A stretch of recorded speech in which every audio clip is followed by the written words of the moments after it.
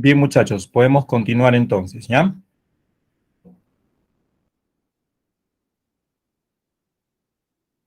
Aquí me está preguntando, a ver, Ethel, ¿no? Me dice, ¿cuál era la función de los filamentos? En realidad, voy a retroceder la diapositiva para que puedas ver.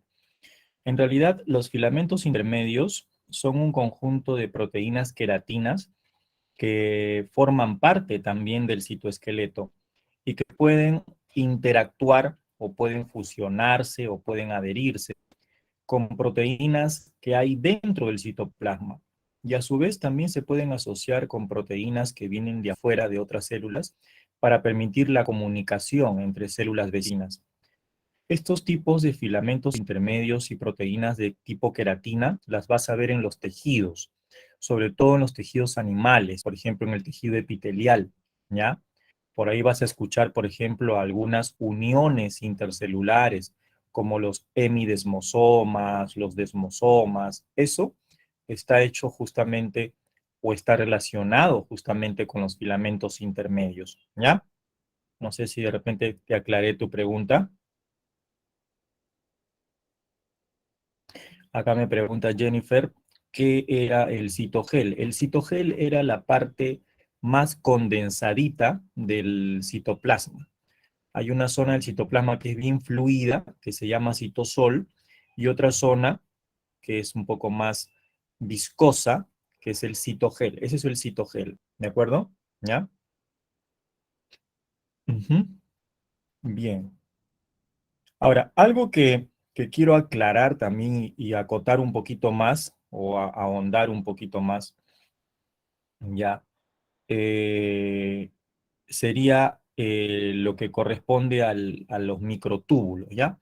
Por si acaso, los microtúbulos también los puedes encontrar formando parte de algunas estructuras como los cilios y flagelos. O sea, ahí también vas a encontrar microtúbulos. Y por otro lado, también vas a encontrar microtúbulos en unas estructuras que se forman dentro de las células cuando la célula se va a dividir. No sé si has escuchado, por ejemplo, del uso acromático.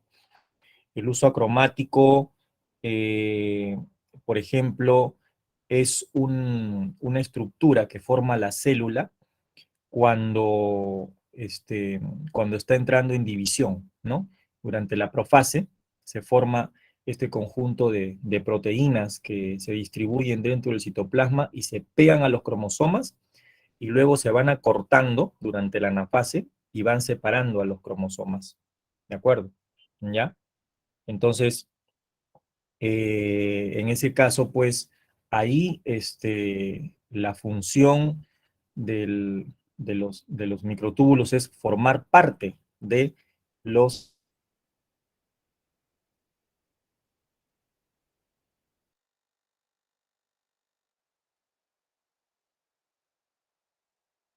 ayudarían a este proceso interesante, de la, haciendo que justamente, pues, al final de la telopase, la célula haga su citocinesis, ¿no?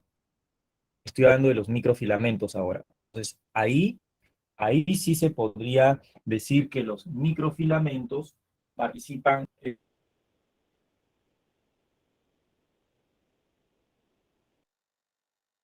crimen. Cuando tú hables de microfilamentos, acuérdate ¿no? ¿De qué? Del movimiento, ¿ya? Del movimiento, digamos, eh, interno que generan estas proteínas, ¿no? Estas estructuras dentro del citoplasma, ¿ok? Entonces, a los microtúbulos los asociamos con el soporte, el sostén, y también los podemos encontrar en los cilios y flagelos, ¿ya? Y también formando el uso acromático. A los filamentos intermedios los asociamos con proteínas de queratina. Para la comunicación intracelular de los microfilamentos, los asociamos con movimientos internos del citoplasma, ¿de acuerdo? ¿Ya? Algunos señalan, por ejemplo, que el movimiento ameboide también está relacionado con los microfilamentos, ¿no? Y el clivaje celular, que viene a ser la separación o la división de la célula, también está asociado con, eh, con los microfilamentos. ¿De acuerdo? ¿Ya? Por acá también me están haciendo una pregunta. Ethel, me parece que me ha puesto aquí también. Allá, me dice la bimentina también es parte de los filamentos intermedios. Bueno, en realidad hay diversos grupos de proteínas que se pueden asociar no solamente a los filamentos también, sino a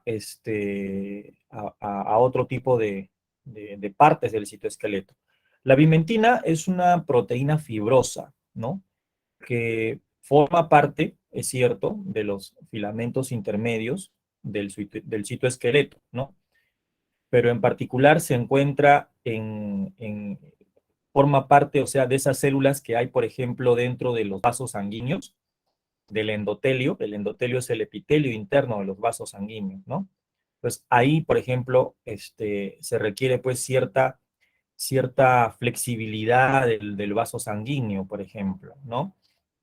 También lo podemos encontrar en el tejido de las células embrionarias, ¿no? Y también la función que tiene básicamente es darle un soporte a las organelas que hay dentro de la célula, ¿de acuerdo? ¿Ya? Esa es bueno, te puedo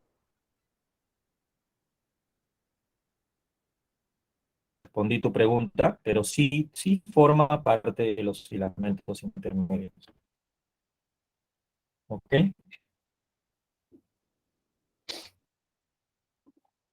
Bien, entonces seguimos.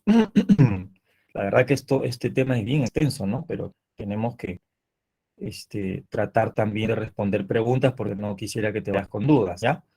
Ok, seguimos. Ahora pasamos a hablar de las organelas, muchachos. Tú dirás, profe, yo he escuchado organelas, organoides y sistema endomembranoso. Y otros dicen que todos son organelas. Bueno, esto es discutible, ¿no? Pero en realidad, si nosotros nos podemos a revisar información bibliográfica en libros ya universitarios de biología celular, biología molecular, hay pues diferentes apreciaciones. Yo te digo lo siguiente, una organela es una estructura intracitoplasmática, o sea, una estructura del citoplasma, que puede tener una o dos membranas, ¿de acuerdo? Si tiene una membrana se le llama organela unimembranosa. Por ejemplo, lisosoma, vacuola, glioxisoma, peroxisoma. Si tiene dos membranas, ¿no? Lo llamas organela bimembranosa. Por ejemplo, mitocondrias, plastidios, ¿no? Leucoplastos, cloroplastos. Si la estructura o la organela carece de membrana, o sea, simplemente es un agregado supramolecular, entonces lo llamas organoide. Por ejemplo, cilios, flagelos, ribosomas, centriolos, casquetes polares, ¿ya? Y si la estructura es más grande, con un elevado peso molecular, formado por asociaciones membranosas de tipo sáculos, entonces lo llamas sistema de endomembranas. Por ejemplo, aparato de Golgi, retículo endoplasmático liso, rugoso, inclusive hasta la misma carioteca, ¿ya? A eso me refiero. Vamos a hablar de cada uno de ellos. Los ribosomas, por ejemplo, los ribosomas son organoides, por ejemplo, ¿no? Ahora, si otros dicen, bueno, un ribosoma es una organela que no tiene membrana, o sea, un organoide. Los ribosomas son asociaciones supramoleculares formadas por dos componentes importantes, como vemos acá, proteínas y ARN, ¿no? O sea, proteínas y ácidos nucleicos. Ahora, como están formados de macromoléculas proteicas, ¿no? Y de ácidos nucleicos, o sea, tienen aminoácidos, tienen nucleótidos, ¿no?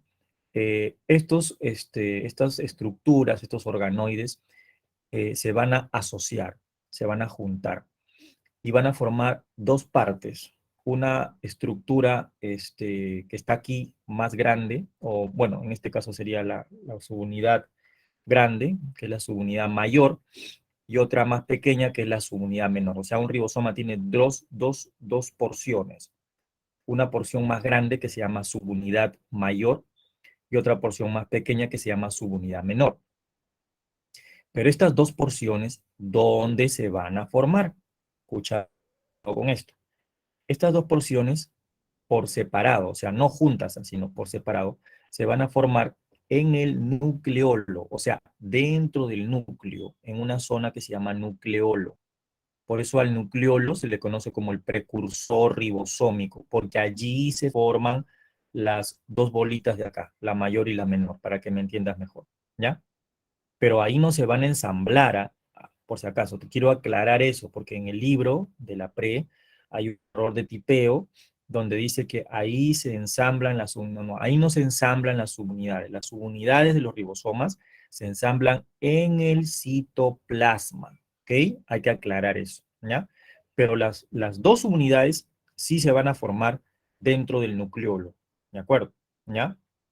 Ahí en el nucleolo se van a formar. Ahora tú dirás, profe, aquí tenemos un ribosoma eucariota y acá tenemos un ribosoma procariota. O sea, un ribosoma de una bacteria y un ribosoma de una célula eucariota. ¿Cuál es la diferencia? Cuando se analizan estas asociaciones supramoleculares, se utiliza un coeficiente de sedimentación. El coeficiente de sedimentación se llama Sverdberg. Sverdberg, ¿ya? ¿Cómo se escribe Sverdberg? ¿Ya? Es un nombre un poco raro, ¿ya? S, V, E, R, D, B grande, E, R, G, S. Entonces, para no decir todo ese nombre, simplemente le ponemos S nada más. S, ¿de acuerdo? Entonces, S es un coeficiente de sedimentación, donde nosotros podemos más o menos medir la densidad de estas moléculas, ¿de acuerdo? ¿Ya? Entonces, no, encontramos que la subunidad menor, ¿no?, del ribosoma eucariota tiene un coeficiente de sedimentación 40S y la subunidad mayor tiene 60S. Y cada subunidad está formada de proteínas y ARN. Por ejemplo, la subunidad menor de aquí está formada por 33 proteínas y un ARN de 18S. La subunidad mayor tiene 49 proteínas, un poco más tres tipos de ARN, 28S, 5.8S, 5S. Esto no te van a preguntar, pero esto es simplemente para las personas que, bueno, los chicos que quieren ahondar un poco más en su conocimiento, ¿no? Y un ribosoma procariota tiene dos subunidades también. La menor mide 30S y la mayor 50S. Y dentro de la menor tenemos 21 proteínas y este tipo de ARN, ¿no? 16S. Y dentro de la mayor tenemos 34 proteínas más este tipo o estos dos tipos de ARN, ¿ya? Entonces, aquí en resumen, ¿qué te puedo decir? Que para diferenciar un ribosoma eucariota de procariota, tú tienes que ver el coeficiente de sedimentación, ¿ya?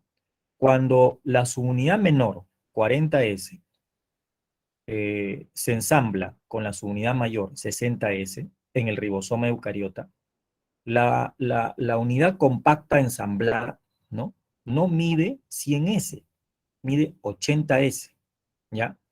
Por la disposición molecular que adoptan sus componentes, ¿ya? No mide 100, sino 80. Por eso se dice que el ribosoma eucariota tiene 80 o mide 80S, ese es su coeficiente de sedimentación. Y el ribosoma procariota, cuando la subunidad menor 30 se ensambla con la mayor 50, no mide 80, sino 70S. ¿Ok? Pero acá la importancia es qué hacen los dos. Los dos se encargan de la síntesis de proteínas, se encargan de la traducción. ¿En qué consiste? En que un ARN mensajero va a llegar al ribosoma trayendo los codones o la información genética y un ARN de transferencia también va a llegar al ribosoma trayendo los anticodones, ¿no? De esa manera, el ribosoma lo que va a hacer es traducir la información que han traído estos dos para poder sintetizar la proteína que la célula quiere, ¿ok? Entonces, su función es la traducción, así de simple. ¿Qué significa eso? Síntesis de proteína. ¿Ya? ¿Está claro, muchachos? Entonces ya sabemos qué hace un ribosoma. ¿De acuerdo? Ahora, vayamos a otra estructura. El retículo endoplasmático. El retículo endoplasmático es un conjunto de sáculos membranosos. Este conjunto de sáculos membranosos va a clasificarse en dos tipos. El que está aquí, ya, el que está acá, que vemos que tiene bolitas, se llama retículo endoplasmático rugoso. Pero esas bolitas son los ribosomas. O sea, el retículo endoplasmático rugoso tiene sobre sus membranas, tiene ribosomas. Entonces ya más o menos sabes a qué se va a dedicar el retículo endoplasmático rugoso. Se va a dedicar a la producción de proteínas. Pero esas proteínas se producen allí y luego se exportan, o sea, se liberan a través de estos pasajes membranosos y se van y se dirigen hacia el aparato de Golgi. ¿Ya? Por eso al retículo endoplasmático rugoso se le dice que se encarga de la síntesis de proteínas de exportación. ¿Ya? Pero tiene un compañero aquí al costado, que es este de aquí, que a diferencia del rugoso, carece de ribosomas. Este compañero se llama retículo endoplasmático liso. Por eso se le dice liso, porque no tiene ribosomas, ¿ya? También presenta un conjunto de sáculos membranosos, ¿ok? Y este retículo es bien interesante porque hace muchas funciones. Una de ellas es regular la concentración de glucosa, ¿ya? O sea, participa en procesos que están relacionados con la producción de glucosa, de azúcares, de glúcidos. Pero también la función más conocida, que nosotros la sabemos muy bien, es que el retículo liso presenta una serie de enzimas que van a ayudar a la célula a desintoxicarla, a liberarla de moléculas que pueden ser dañinas para la célula. Entonces, a ese proceso tú le vas a llamar detoxificación. Detoxificación. ¿Ya? Detoxificación celular. Pero hay otra función más. Tú dirás, ¿y cuál es? El retículo endoplasmático liso produce grasas, por ejemplo, colesterol, triglicéridos, fosfolípidos, que no es malo, sino que la célula lo necesita. Por ejemplo, los fosfolípidos, la célula lo necesita para su membrana. Los triglicéridos se necesitan como fuente de energía, ¿no? El colesterol también forma parte de las membranas, ¿no? Entonces, todo eso necesita la célula. Y el órgano donde el retículo liso cumple una función importantísima es el hígado, justamente. Por eso se dice que el hígado es el órgano o el laboratorio del cuerpo que también hace un proceso de desintoxicación. Por eso tenemos que cuidar al hígado bastante. ¿Ya? Todos los componentes que el retículo rugoso y el retículo liso liberan se van al aparato de Golgi. Ahora vamos a hablar del aparato de Golgi. El aparato de Golgi es como la aduana de la célula. Por ahí llegan un montón de moléculas de diferente tipo procedentes del retículo endoplasmático y lo que hace el aparato de Golgi es una especie de supervisión, ¿no? Comienza a juntar las moléculas y las engloba en bolsitas. Es una estructura, un sistema endomembranoso bien ordenadito que también está formado por sáculos. Y aquí podemos ver que sus sáculos parecen como almohaditas cortadas, ¿no? Y estas bolitas son sus vesículas. ¿Dónde está? Por acá. Acá está. Estos son sus sáculos y estas bolsitas son sus vesículas. ¿De acuerdo? ¿Ok? ¿Ya? Entonces, aquí está el Golgi y aquí está el retículo endoplasmático, ¿no? Las moléculas del retículo endoplasmático van y el Golgi las empaqueta. Esas moléculas que el Golgi está empaquetando, las envuelve dentro de sus vesículas, de las vesículas del Golgi. Y esas vesículas, el Golgi las libera. A esa acción de liberar se llama secreción celular. Secreción celular. ¿De acuerdo? ¿Ya? Entonces, la principal función del Golgi es la secreción celular. Y también al Golgi se le ha estudiado mucho y se ha encontrado otras funciones. el Golgi, por ejemplo, puede hacer un proceso de glucosilación, o sea, combinar glúcidos con proteínas, glúcidos con lípidos, ¿no? Ese proceso se llama glucosilación. También el Golgi está relacionado con la producción de lisosomas, ¿no? Lisosomas primarios, lisosomas chiquititos, inactivos, primarios. También produce los componentes de la pared celular, produce los componentes del glucocálix, todo eso. Por ejemplo, el glucocálix es una capa, una envoltura de la célula que se encarga del reconocimiento celular, ¿ya? ¿Por qué? Porque tiene glucolípidos y oligosacáridos que vienen justamente del aparato de Golgi. Ya vienen listos para ser depositados fuera de la membrana, ¿ya? Bien, entonces esa es la función del Golgi, muchachos, ¿ya? ¿Alguna pregunta hasta acá? ¿Está claro todo? Entonces ya sabemos la función del retículo rugoso, liso y del Golgi, ¿ya? Ahora, pasamos a otra estructura. Seguimos avanzando. Los lisosomas. Los lisosomas son organelas de una sola membrana, ¿ya? ¿De qué se encargan? Son los estomaguitos de las células, si queremos entenderlo así. Se encargan de la digestión intracelular. ¿Qué significa esto? Toda molécula que ingresa a la célula, que puede ser un nutriente, por ejemplo, adentro del lisosoma va a ser degradada, va a ser catabolizada, ¿no? Pero para que un lisosoma, acá tenemos un lisosoma, mira, ¿ya? Para que un lisosoma se forme, ¿ya? Necesita del aparato de Golgi. Acá tenemos una célula, acá está su núcleo, aquí está el aparato de Golgi, ¿ya? Y mira lo que está haciendo el aparato de Golgi. Está liberando lisosomas primarios. O sea, está produciendo varios lisosomas primarios. Ahora mira acá. Por endocitosis, ¿te acuerdas que te dije que era endocitosis? Mira, por endocitosis está ingresando una bacteria.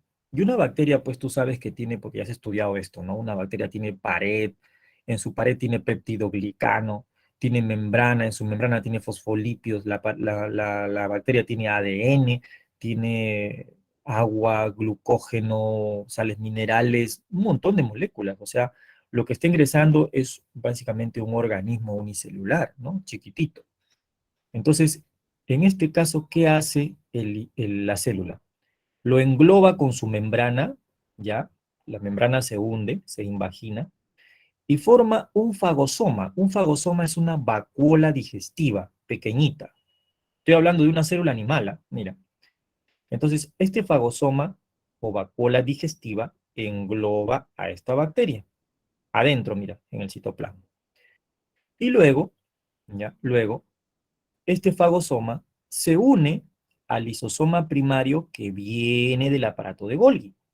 Y al unirse los dos, se forma un lisosoma activo, un lisosoma secundario.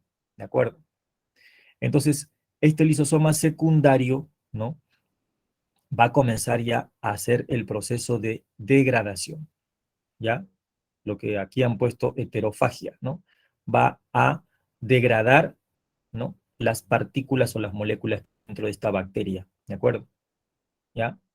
Pero mira cómo se forma el lisosoma secundario. ¿Por la unión de qué? Por la unión de este fagosoma con este lisosoma primario que viene del aparato de Golgi.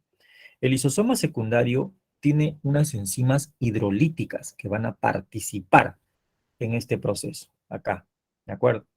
Y por eso hace la digestión. Una vez que ha hecho la digestión, se liberan las partículas que no sirven por el proceso de exocitosis. Acá se están liberando. ¿Ok? Nada más. Entonces, ese es el proceso de digestión intracelular. Ahora, por otro lado, los lisosomas también pueden degradar organelas que no están funcionando bien o que ya han cumplido su ciclo vital. Por ejemplo, acá tenemos una mitocondria viejita que va a ser exterminada. Entonces, el lisosoma secundario se la come, entre comillas, la degrada y libera sus partes por exocitosis. Eso se llama autofagia, ¿de acuerdo? Autofagia celular, ¿no? Como una limpieza que hace la célula. Luego tenemos a las vacuolas. Las vacuolas son organelas de una membrana, ¿ya? La membrana de la vacuola se llama tonoplasto, que se encuentran en las células vegetales. En las células vegetales, las vacuolas son grandes, se les llama vacuolas centrales, y su función va a ser almacenar agua. Son organelas que almacenan, su especialidad es el almacén, ¿de acuerdo?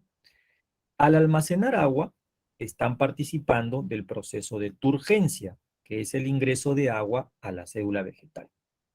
Si la célula vegetal perdiera agua, ¿no? Entonces se llama plasmólisis al proceso, ¿ya? Pero si gana agua se llama turgencia. La vacuola participa en este proceso, ¿ya? Ahora, ¿hay vacuolas en las células animales? Sí las hay, pero no son como las vacuolas de las células vegetales. Las vacuolas de las células animales son pequeñas, son transitorias y participan en esto, mira, en la digestión. Se llaman fagosomas o vacuolas digestivas. Son chiquititas, ¿ya? Pero el papel de la vacuola aquí, en la célula vegetal, es almacenar agua. Luego tenemos los peroxisomas. Los peroxisomas son organelas que se encuentran presentes también, si bien es cierto, en las células animales, ¿no? Y lo que hacen es un proceso también parecido al retículo endoplasmático liso, que es la detoxificación. Estas organelas, como resultado de su metabolismo, producen un compuesto químico que puede ser tóxico para la célula, que se llama el peróxido de hidrógeno, debido a una enzima que es la peroxidasa, ¿de acuerdo? Pero ni bien producen el peróxido de hidrógeno, lo catabolizan, o sea, lo desdoblan, lo convierten en algo más inofensivo, ¿no? El peróxido de hidrógeno lo convierten en agua y en oxígeno, y esto no es dañino para la célula. Esto lo hacen gracias a otra enzima que tienen que se llama la catalasa. Entonces, ¿cuál es la función del peroxisoma? Participar en el peróxido de hidrógeno, degradándolo gracias a su catalasa y liberando agua y oxígeno. O sea, se encargan de la detoxificación celular, igual que el retículo liso. Pero el retículo liso es un sistema endomembranoso, a diferencia del peroxisoma. ¿Ok? ¿Sí? ¿Me entendiste esa parte? Está claro, supongo, ¿no? Sí, ¿O hay alguna? profe. Bien, entonces continuamos, muchachos. Plastidios o plastos. Tú dirás, pero no es lo mismo que el cloroplasto. Bueno, el cloroplasto es un tipo de plastidio. Los plastidios o plastos son organelas de doble membrana que se encuentran en las células vegetales. No están presentes en las células animales, solo en las células vegetales, ¿no? En las algas también. Y el más conocido es el cloroplasto. Un cloroplasto es esto, ¿ya? Un plastidio que contiene internamente unas estructuras membranosas que se repiten constantemente, que se llaman tilacoides. Son como moneditas verdes que ves acá. Y cada tilacoide tiene doble membrana. En la membrana interna de los tilacoides encontramos a las moléculas de clorofila agrupadas en paquetes, y eso se le llama fotosistemas. La luz llega hasta ahí, y al llegar la luz hasta ahí, desata un proceso eh, físico-químico que nosotros llamamos la fotosíntesis. Entonces se activa la fase luminosa y la plantita comienza a fabricar pues su propio alimento, se comienza a liberar oxígeno, etcétera, etcétera. ¿Ya? Entonces, ¿qué diremos acá para simplificar? Porque esto lo vamos a ver más adelante en el tema de fotosíntesis, ¿ya? ¿Qué diremos? Diremos que el cloroplasto es un plastidio de doble membrana que contiene unas unidades membranosas chiquitas llamadas tilacoides, donde se encuentra la clorofila. Este cloroplasto también tiene un espacio interior que se llama estroma del cloroplasto, ¿ya? Aquí está, el estroma. Y en el estroma se da la fase oscura de la fotosíntesis y en el tilacoide se da la fase luminosa de la fotosíntesis. Entonces el cloroplasto lo que hace es participar del proceso de fotosíntesis, ¿no? Acá tenemos un dibujo y acá tenemos una imagen bien bonita de un corte de una hoja donde vemos las células con bastantes cloroplastos. Bueno, pero también tenemos otros plastidios, ¿no? El cloroplasto, por ejemplo, es uno de ellos. Los plastidios se forman a partir de los proplastidios. Los proplastidios dan origen a los etioplastos y los etioplastos, ¿no? Dan origen a estos tres tipos, ¿no? Ya, a estos tres tipos. Cromoplastos, cloroplastos y leucoplastos. Los cloroplastos se encargan de la fotosíntesis, eso ni hablar, ¿no? Los cromoplastos son plastidios que almacenan pigmentos, pigmentos que le otorgan un color determinado a la planta, a los órganos, a los tejidos. Por ejemplo, la xantófila, que es medio amarillento, lo podemos encontrar, por ejemplo, en el zapallo. El caroteno, que es medio anaranjado, lo podemos encontrar en la zanahoria. El licopeno, que es otro pigmento rojizo, lo podemos encontrar en el tomate. Y así sucesivamente, ¿no? Esos son los cromoplastos, son plastidios que almacenan pigmento. Los leucoplastos son también plastidios, pero incoloros, o sea, ellos no almacenan pigmentos. Por eso se llaman leucoplastos. Leuco es blanco, ¿no? Plasto es cuerpo, cuerpo incoloro, ¿no? Ahora, en los leucoplastos hay tres tipos. Pero, profe, ¿a qué se dedican los leucoplastos? Usted me ha dicho que los cromoplastos almacenan pigmentos.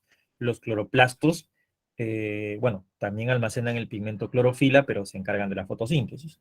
¿Y qué hacen los leucoplastos? Los leucoplastos almacenan sustancias de reserva. ¿Qué es eso, profesor?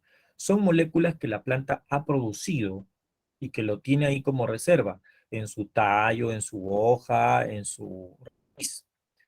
Y hay tres tipos de leucoplastos. Los amiloplastos almacenan almidón. Los elaioplastos almacenan aceites. Y los proteinoplastos, obviamente, almacenan proteínas. ¿De acuerdo? ¿Ya? Son esos entonces los tipos de plastidios. Por ejemplo, cuando consumo una papa sancochada, me estoy llevando el almidón que hay ahí, ¿no es cierto? Pero el almidón está dentro de esto, de amiloplastos.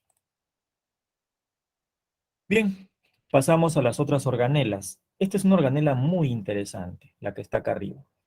Profesor, ¿Ya? disculpe, ¿Sí? ¿podría poner la anterior, por favor? Ahí está. Gracias. Un segundo.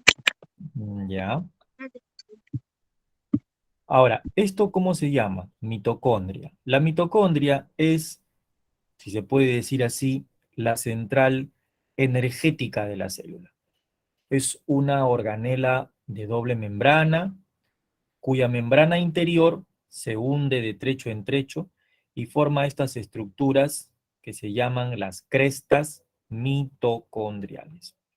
La parte interior presenta un espacio que se llama la matriz mitocondrial o mitosol que le dicen. En ese espacio encontramos ribosomas, encontramos ARN, su ADN propio. Igual en los cloroplastos, por si acaso, ahí también hay ribosomas y hay su material genético. Los cloroplastos y las mitocondrias son conocidos como organelas semiautónomas porque se pueden replicar sin permiso de la célula, ¿no? Son autónomas, semiautónomas, ¿ya? Bueno, y en las crestas observamos una enzima que se llama la ATPasa, que tiene dos porciones, ¿no? Y que se activa con bastantes hidrógenos que vienen del proceso de respiración celular. Esta enzima produce ATP. Por esa razón, la mitocondria se va a encargar del proceso de respiración celular. ¿Y qué significa eso? Que va a producir ATP constantemente o energía química constantemente para la célula. Y las células con esa energía van a poder trabajar sin ningún problema en los tejidos. Las mitocondrias abundan bastante, valga la redundancia, en las células musculares, sobre todo en el miocardio, que es el músculo cardíaco, que le brinda la energía suficiente para poder bombear sangre, ¿no? Imagínate pues un problema mitocondrial a nivel muscular con falta de oxígeno baja cantidad de ATP, ¿no? Etcétera. Entonces puede haber problemas en los músculos, ¿ya? Es importante que la mitocondria reciba una adecuada oxigenación, ¿ya? Luego tenemos los glioxisomas. Estas organelas se localizan en las células vegetales, ¿ya? Muchos dicen que son peroxisomas especializados, ¿no? Que se encargan del catabolismo de los triglicéridos y del anabolismo o la producción de carbohidratos dentro de las semillas. Por esa razón, se les ha encontrado en las semillas de las plantas, ¿ya? Y se dice que están relacionadas con la germinación, ¿ya? ¿Por qué? Porque los glioxisomas convierten los lípidos que hay en azúcares. Y una vez que hacen eso, los azúcares pueden ser usados como fuente de energía por la semilla para que pueda germinar y de esa manera la plantita pueda crecer. Entonces, cuando te hablen de glioxisomas, tú dices organelas vegetales que convierten los lípidos en azúcares. Punto. ¿De acuerdo? Luego tenemos estas estructuras de acá, ¿no? Son dos componentes de las células animales. Acá también los vemos, están de amarillo. Siempre están en parejas, ¿ya? Este es un grupo y este es otro. Se llaman centriolos. Los centriolos están hechos de microtúbulos. ¿Te acuerdas cuando hablamos del citoesqueleto, no? Dijimos que los microtúbulos son asociaciones de proteínas llamadas tubulinas. Estos microtúbulos se asocian formando como una especie de cañitas unas sobre otras y dan origen a estas dos estructuras que se colocan de manera perpendicular, como si fuera una letra T, ¿de acuerdo? Estas estructuras se llaman centriolos. Acá hay un centriolo y acá hay otro. La asociación de estos centriolos, ¿ya? Hace que en la parte de afuera se desarrollen un conjunto de microtúbulos, ¿ya? Que van a formar unas fibras que se llaman las fibras del áster, las fibras del áster, ¿no? Entonces, cuando tú ves esto aquí en esta imagen, tú dices, parece un sol, ¿no? Con sus rayos. Estos rayos se llaman fibras del áster. Y estos dos componentes de cañitas que hay acá se llaman centriolos. Acá hay un centriolo y acá hay otro. Y la asociación de todo el conjunto se llama centrosoma, por si acaso. ¿Ok? Centrosoma. Entonces, el centrosoma, ¿qué es? Es la asociación de un par de centriolos con sus fibras del áster. Y esas fibras del áster con este par de centriolos están hechos de microtúbulos.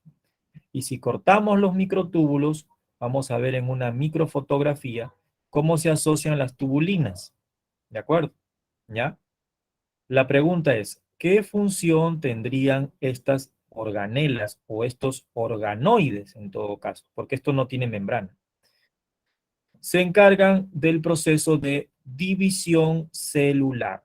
Participan de la división celular. ¿Cómo? Dando origen a un conjunto de estructuras filamentosas que desarrollan dentro del citoplasma a la hora que la célula entra en profase.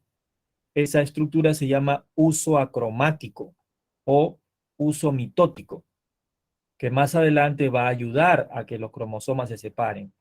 Entonces, la función de los centriolos es permitir la formación del uso acromático durante la división, ¿ya? O sea, van a participar prácticamente en la división celular, ¿ya?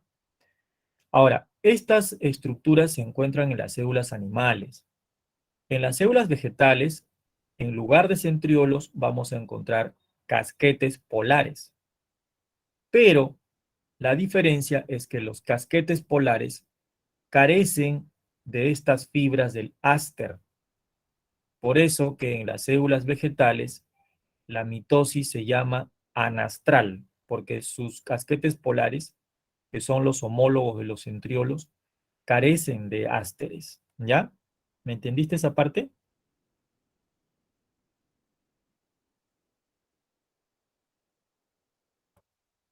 Bien. Ahora pasamos al núcleo.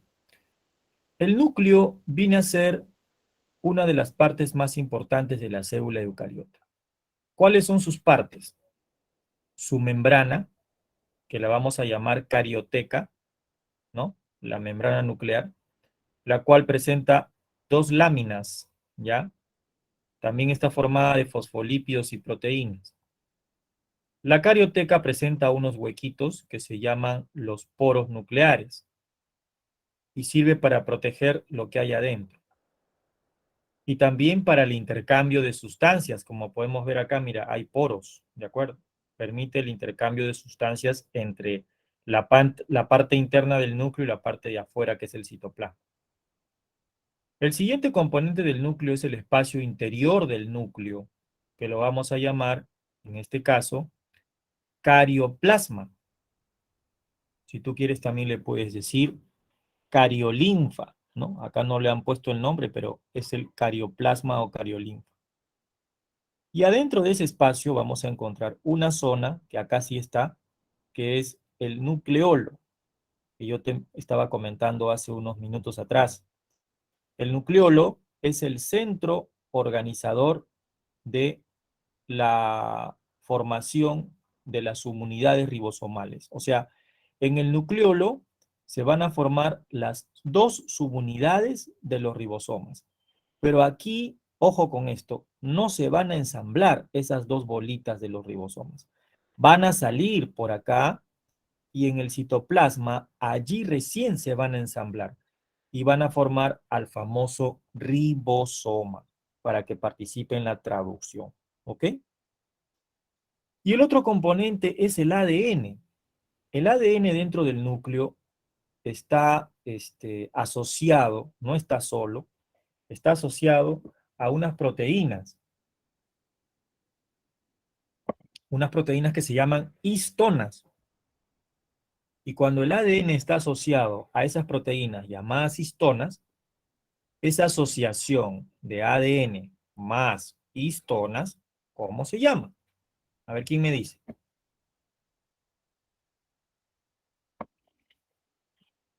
¿Sabes? Cromatina. Muy bien, cromatina. Entonces, si a mí me preguntan, oye, ¿qué es la cromatina? La cromatina es la asociación, ¿no? De ADN más unas proteínas que se llaman histonas. Ahora, las histonas, ¿no? Envuelven al ADN, ¿no? Y comienzan a empaquetar al ADN y a las histonas, ¿no? Las comienzan a agrupar de a 8. Las histonas se agrupan de a 8 con dos vueltas que le da el ADN. Esa asociación se llama nucleosoma. Un nucleosoma es un paquete de 8 histonas envueltas por dos vueltitas de ADN. Entonces, a lo largo del ADN tú vas a encontrar un nucleosoma con 8 histonas, otro nucleosoma con 8 histonas, ¿ya? Paquetitos, ¿ya? Como si fuera un collar de perlas, ¿ya? Esa cromatina que me acabas de decir se va a encontrar dentro del núcleo en dos estados. En un estado bien condensadito, que se va a llamar así, heterocromatina. Y un estado a medio condensar, ¿no? Algunos le dicen descondensado, pero eso no es cierto. En un estado a medio condensar, ¿no? Que recién se está condensando, que se llama la eucromatina. Ahora, si te quieres acordar mejor, dirías, la eucromatina es un estado de condensación temprana de la cromatina, ¿no? Y la heterocromatina es un estado más avanzado de condensación, ¿ya? ¿Cuál es la función de la cromatina? Como tiene ADN, obviamente la función va a ser almacenar la información genética de la célula. ¿Ok? Profesor, ¿qué procesos del dogma de la biología molecular se dan en el núcleo? Dos procesos, la replicación del ADN y la transcripción. ¿Ok? ¿Y qué proceso se da en el citoplasma? La traducción. Replicación y transcripción dentro del núcleo. Traducción en el citoplasma. ¿Ya?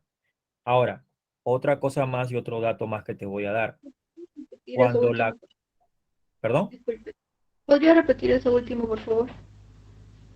Ya, el proceso de replicación y transcripción se da en el núcleo de la célula eucariota y la traducción se da en el citoplasma. En cambio, en las células procariotas, los tres procesos que te acabo de decir, replicación, transcripción y traducción, se dan en el núcleo de la célula. Perdón, en el citoplasma de la célula. Ese es en procariotas. Y en eucariotas, la replicación y la transcripción se dan en el núcleo y la traducción en el citoplasma. Ahora, un dato más que te voy a dar. Aquí, vuelvo acá. Tú has escuchado de la palabra cromosoma, ¿cierto? Pero, ¿qué es el cromosoma? El cromosoma viene a ser la cromatina duplicada y condensada. O sea, tú para formar un cromosoma tienes que hacer una replicación del ADN y luego condensarlo. Y así vas a formar un cromosoma. ¿Ya? Y esos cromosomas se forman justamente para participar del proceso llamado división celular, o sea, mitosis. ¿Ya? Bien, bueno, ahora vamos a pasar, queda poco tiempo, a explicar este flujo de información genética, ¿no? Cómo es que el ADN, con su código genético, pasa, o bueno, con su información genética, ¿no? Pasa a dar origen a una proteína. Para formar una proteína, ¿qué cosa es lo que tienes que hacer? ¿O qué cosa tiene que hacer tu célula? Lo primero que tiene que hacer es que la información que está acá en el ADN pase a un ARN. Y eso se consigue justamente produciendo un ARN que contenga la información genética del ADN copiada. A ese proceso se le va a llamar como transcripción. Transcripción. ¿Ok? Y esto va a ser posible gracias a una enzima que se llama la ARN polimerasa, la cual va a hacer posible una formación de un ARN a partir del ADN. ¿Ya? En el caso del VIH, que es un virus de la inmunodeficiencia humana, o sea, un retrovirus, como tiene una enzima retrotranscriptasa, lo que hace es lo contrario. Convierte el ARN del virus en ADN viral. Eso se llama retrotranscripción. Por eso lo han puesto acá. La transcripción normal, ¿dónde se da? En el núcleo de la célula eucariota. Una vez que tu célula ha copiado la información genética del ADN, lo cual se llama código genético, entonces va a participar de la traducción. Para poder hacer traducción, ojo con esto, se necesitan tres tipos de ARN. El que está acá es el más importante porque trae los codones, o sea, los códigos genéticos que ha copiado del ADN. Este ARN se llama ARN de mensaje o ARN mensajero. Pero hay otro ARN que también hay que tener, hay que producir, que es el ARN de transferencia, ¿de acuerdo? Y hay otro ARN que también hay que tener, que es el ARN ribosomal, o sea, el ribosoma que hemos visto antes, ¿ya? Entonces, hay tres tipos de ARN para poder hacer traducción. Si yo no tengo esos tres tipos de ARN, voy a poder hacer mi traducción. ARN mensajero, ARN de transferencia y ARN ribosomal. Los tres van a participar de este proceso o van a realizar este proceso para poder producir la proteína. ¿De acuerdo? Y este proceso de traducción se va a llamar, o mejor dicho, se va a desarrollar dentro del citoplasma, con ayuda, obviamente, del ribosoma o el ARN ribosomal. ¿Ok? ¿Ya? Bien. Bueno, estos procesos pues son largos de explicar, ¿no? Pero acá, con fines de poder de contestar preguntas, ¿no? Es importante que lo veamos con detalle, un poquito más con calma. Ahorita nos faltan 2 minutos para terminar. No quiero explicarlo muy rápido. Quisiera, por favor, que podemos explicarlo en la siguiente semana, ¿ya? Y terminar con esto para poder pasar a la siguiente clase, ¿ya? Solamente faltaría explicar este proceso de replicación, ¿ya? Y luego hablar de la transcripción y la traducción, ¿ya? Para poder explicar cómo se da la tabla o la tablita del código genético, ¿ya? Entonces, ¿te parece si lo explicamos la siguiente clase y dictamos las claves también, ¿ok? ¿Ya?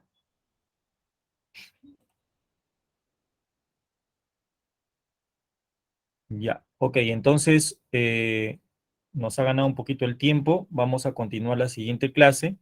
Gracias por tu atención y espero que la información que te di te sirva para que puedas seguir repasando y comparando lo que tú conoces y sabes. ¿Ya? Hasta la próxima semana, jóvenes. Tengo que pasar al siguiente salón. Gracias.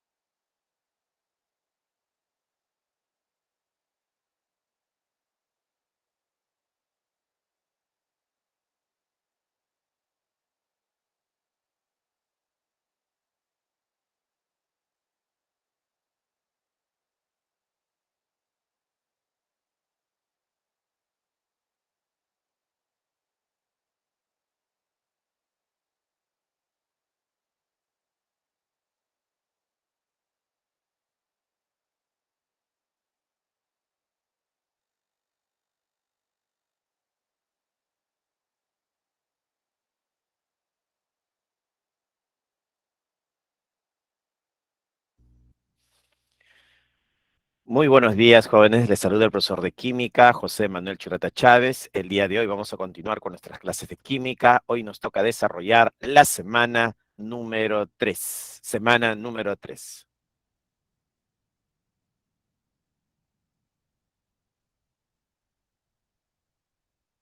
Buenos días, José, Luciana, Damaris, Isabel, Ariana. Muy buenos días.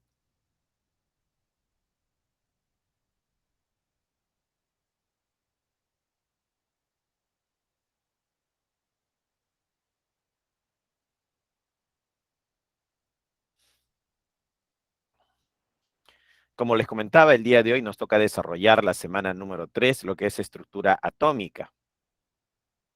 ¿Sí? En esta semana, la semana número 3, vamos a hablar sobre el átomo. ¿Qué es el átomo? El átomo se considera la partícula más pequeña de un elemento químico que conserva sus propiedades en las reacciones químicas. Así vamos a definir al átomo. Ahora, el átomo vamos a dividirlo en dos zonas importantes. Una zona central llamada núcleo y una zona externa al núcleo llamada zona extranuclear o nube electrónica. La zona central, llamada núcleo, contiene a las partículas subatómicas llamadas protones y neutrones.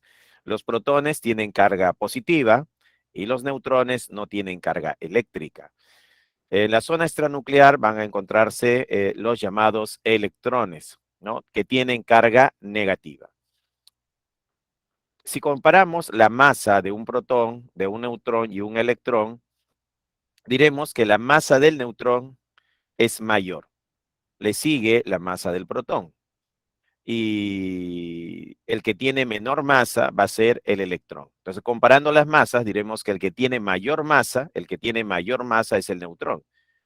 El que le sigue en masa es el protón. Son casi parecidos, sus masas. Pero el que tiene menor masa, aproximadamente 1535 veces menor, sería el electrón. El electrón tiene una masa muy pequeña, ya va a ser pequeña la masa del electrón. Por eso diremos que la masa del átomo se concentra en el núcleo, donde se encuentran protones y neutrones. Una vez presentado el átomo, vamos a pasar a lo que son los isótopos. ¿Qué es un isótopo? Los isótopos son átomos de un mismo elemento químico, ¿ya? Que tienen igual Z, igual número de protones, pero sus números de masa son diferentes y sus números de neutrones también. Esos son los isótopos. Después vamos a ver lo que son los iones, el catión y el anión, pues, ¿no? Un ion es un átomo con carga eléctrica, ¿ya? Eso es un ion, es un átomo con carga eléctrica, que puede ser positivo, llamado catión, o que puede ser un átomo con carga negativa, llamado anión. Bueno, y luego vamos a hacer los números cuánticos y terminaremos con la configuración electrónica. En resumen, es lo que vamos a hacer el día de hoy en clase. Muy bien, vamos a desarrollar la clase con las diapositivas.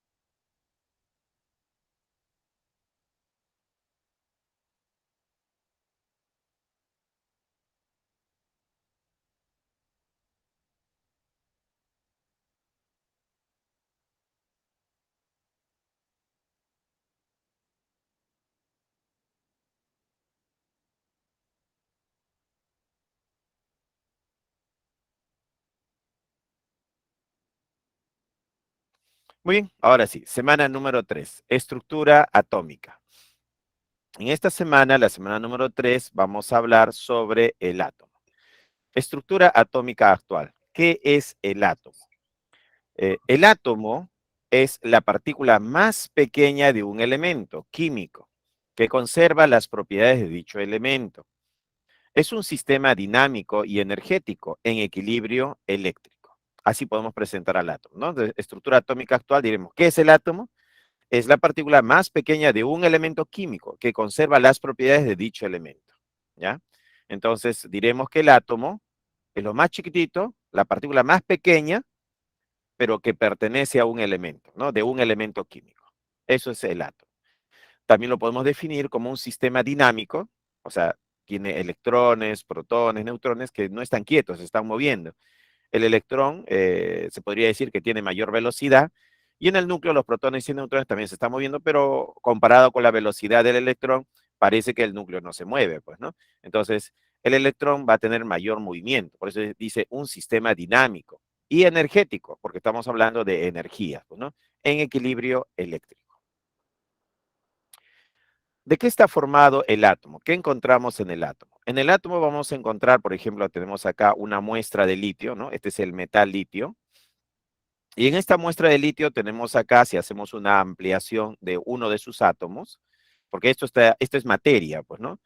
Esto es el elemento litio, el metal litio, y está formado por átomos de litio. Entonces, si nosotros hacemos una ampliación de un átomo de litio, vamos a ver que en su núcleo, este es acá, este pequeñito de acá es el núcleo, tiene partículas con carga positiva. A estas partículas con carga positiva se les llama protones. Y a las partículas que no tienen carga eléctrica se les va a llamar neutrones. Entonces acá vemos 3 protones y 4 neutrones. Eso es el núcleo atómico. Tiene 3 protones de carga positiva, ¿no? Y 4 neutrones que no tienen carga eléctrica. Así es. Lo que está fuera del núcleo lo vamos a llamar la zona extranuclear. La zona extranuclear. Y en la zona extranuclear van a haber 3 electrones, ¿no? Acá dice que tiene 3 electrones. 3 electrones en la zona extranuclear, ¿ya? Muy bien, ¿qué más podemos decir acá? Bueno, podemos simbolizarlo, ¿no? Podemos escribir una simbología aquí. Entonces vamos a poner acá, ¿no? Que el litio podemos abreviarlo como Li. Así, mira, litio, Li. Me dice que en su núcleo, ¿no? En el núcleo hay 3 protones. Estos 3 protones se colocan acá, ¿ya? Yo puedo sumar 3 más 4 y la suma de 3 más 4 me va a dar 7. Y a eso se le va a llamar el número de masa. A va a ser igual a la sumatoria de los 3 protones que hay en el núcleo más los 4 neutrones. Entonces el número de masa va a ser igual a 7. Este 7 se coloca en la parte superior. Así, mira, de esta forma. Entonces el litio tiene 3 protones, ¿no? Y su número de masa vale 7. Ahora, estos protones también se les conoce como el número atómico, representado por el símbolo Z. Así, mira, Z. ¿Ya? Eso sería el Z. Y los neutrones lo puedo representar con la letra N para definir el número de neutrones. Entonces yo diré, el número de masa, A, va a ser igual a Z más N. Entonces la suma de protones más neutrones me va a dar el número de masa. Ahora, este A se le llama número de masa, pero también dice que se llaman nucleones. O sea, me indica la cantidad de nucleones que hay. En el núcleo del átomo hay 7 nucleones, ¿no? Eso es lo que me va a indicar también este 7.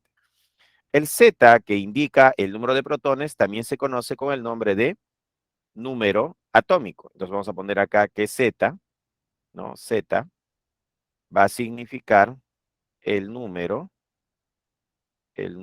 atómico. ¿Ya? Es el número atómico. Que también representa la cantidad de protones, pues, ¿no? A es el número de masa. A le voy a llamar número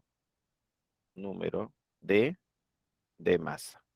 Tenemos al número de masa y al número atómico, ¿no? Eso sería Z el número atómico y A el número de masa. Profesor, ¿y cómo determino los neutrones acá? Mira, si tú tienes un elemento, ¿no? Y tenemos el átomo de un elemento con su Z en la parte inferior, que es el número de protones, y su número de masa en la parte de arriba. Entonces tú puedes restar A menos Z, la resta de estos, ¿no? Dos valores, te va a dar el número de neutrones. Entonces para determinar los neutrones, vas a restar A, ¿no? El número de masa, menos Z. A menos Z te da los neutrones. Entonces, ¿cuántos neutrones tiene? 7 menos 3. ¿Cuánto me da eso? 4. ¿No? En el núcleo de este átomo hay 4 neutrones. ¿Ya? Bueno, y esa sería la representación. Ahora, este átomo de acá, podemos decir que es un átomo neutro. ¿Ya? Él es un átomo neutro. Ahí está. Él es un átomo neutro. Bien, seguimos. Átomo.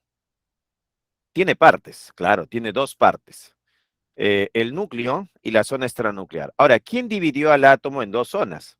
En la zona nuclear y la zona extranuclear. Fue Rutherford, con su experimento del pan de oro. Entonces, Rutherford hizo un experimento conocido como el experimento del pan de oro y determinó que el átomo tiene una zona central llamada núcleo, donde está concentrada la carga positiva. Y una zona extranuclear, una gran zona extranuclear, donde se encuentran los electrones. Entonces, es Rutherford el que divide, ¿no? El que divide el átomo en 2 partes importantes, ¿no? La zona nuclear, también conocida como núcleo, y la zona extranuclear, o también conocida como nube electrónica. Este núcleo, por eso puede ser descubierto por Ernest Rutherford en el año de 1911. Ahora, en el núcleo determina ¿qué cosa? La masa atómica, ¿no? ¿Por qué el núcleo determina la masa del átomo?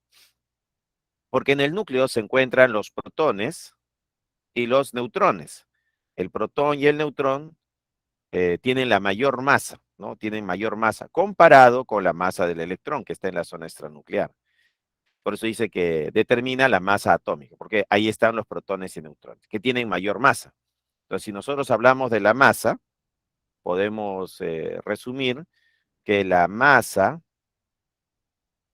de un neutrón es mayor que la masa de un protón, ¿no? Entonces, la masa del neutrón es mayor que la masa del protón, ¿ya? Entonces, y esta masa es mucho mayor que la masa del electrón. Entonces, si yo quiero representar en función a la masa del electrón, porque acá en la zona extranuclear está el electrón, ¿no? El electrón está ahí. Y yo digo que la masa del electrón, ¿no? Lo voy a representar como m sub e, ¿no? Esa es la masa del electrón. Diré que este neutrón, ¿no? El neutrón, ¿no? La masa del neutrón sería igual a aproximadamente 1536 veces la masa del electrón. O sea, un neutrón tiene una masa 1536 veces la masa del electrón. Y la masa del protón aproximadamente es 1535 veces la masa del electrón. Así mira. Como te das cuenta, la masa del neutrón y el protón es más grande, es mucho mayor que la masa del electrón, ¿no? Entonces, por eso vamos a decir que la masa se concentra en el núcleo del átomo. Ahora dice, contiene protones y neutrones. Claro, en el núcleo están los protones y neutrones. Los protones con carga positiva y los neutrones que no tienen carga eléctrica. Ellos son llamados también nucleones fundamentales, ¿ya? Entonces, el protón y el neutrón son los llamados nucleones fundamentales. En la zona extranuclear, ¿no? Dice, determina el volumen y tamaño atómico. Claro, la zona extranuclear determina el volumen. ¿Por qué? Porque la zona extranuclear es más grande, pues, ¿no? Comparado con el núcleo que es pequeño.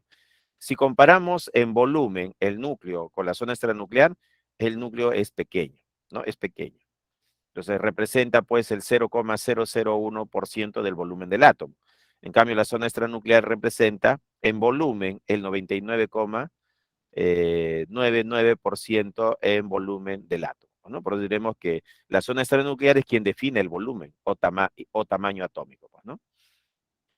La zona extranuclear contiene a los llamados electrones.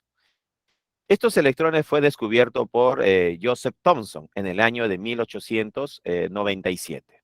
Entonces, Thomson interpreta correctamente un fenómeno de la época, los llamados rayos catódicos, ¿no? Entonces, en la época había un fenómeno que no tenía explicación y eran los rayos catódicos. Thomson interpreta correctamente estos rayos catódicos.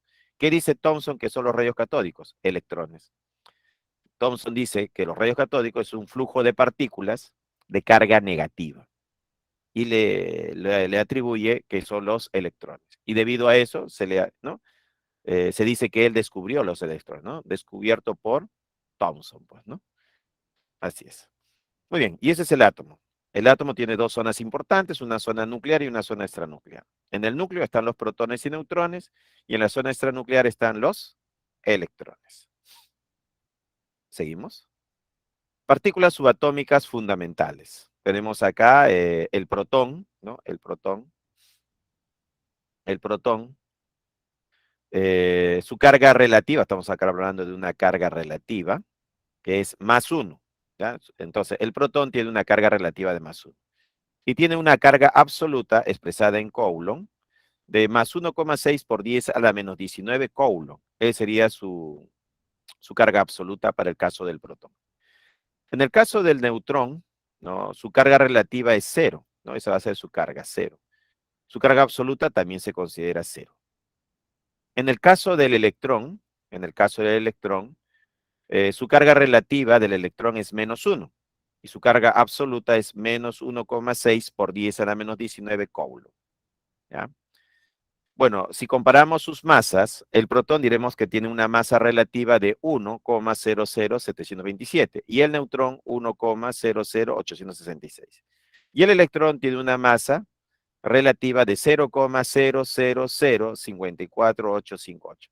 Tiene una masa muy pequeña, ¿no? Si te das cuenta, el electrón tiene menor masa que el neutrón. El electrón tiene menor masa que el protón. Masa absoluta expresado en gramos. Para el protón es 1,6 por 10 a la menos 24 gramos. Para el neutrón, 1,6 por 10 a la menos 24 gramos. Para el electrón es 9,1 por 10 a la menos 28. Como este exponente es menos 28, se hace más chiquito, pues, ¿no? Tiene menor masa. Entonces, el electrón tiene menor masa que el neutrón, tiene menor masa que el protón. Ahora, entre el neutrón y el protón, ¿quién va a tener mayor masa? El neutrón, les había comentado, ¿no? Y mira acá, en el tercer decimal. Acá es 672 y acá es 674. Entonces, como podemos ver, el neutrón es un poquito, tiene mayor masa, un poquito más de masa que el protón. ¿Ya? Localización. Tanto el protón como el neutrón se encuentran en el núcleo del átomo. ¿Ya? Esa es la localización del protón y el neutrón. En cambio, el electrón está fuera del núcleo, o sea, en la zona extranuclear. El protón fue descubierto por Rutherford, ¿no?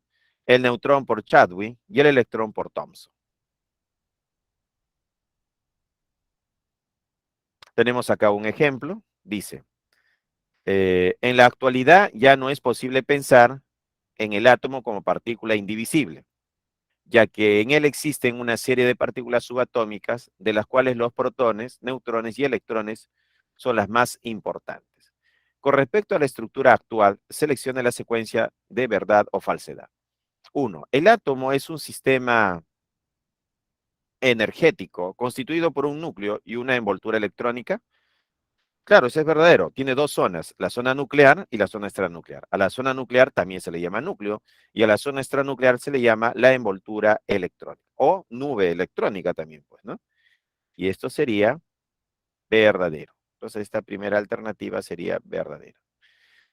2. El núcleo atómico tiene carga positiva, claro, por los protones, ¿no? Recuerda que los protones tienen carga positiva. Entonces, esa carga positiva es por los protones. Y una elevada densidad. ¿Por qué decimos que tiene una elevada densidad? Porque en el núcleo están los protones y neutrones que tienen mayor masa. Hay mayor masa y hay un volumen pequeño. Entonces, la densidad es alta, ¿no? Una elevada densidad. Eso también sería verdadero. 3. Los protones, neutrones y electrones se conocen también como nucleones. ¿Quiénes son los nucleones? Los nucleones son los que están en el núcleo.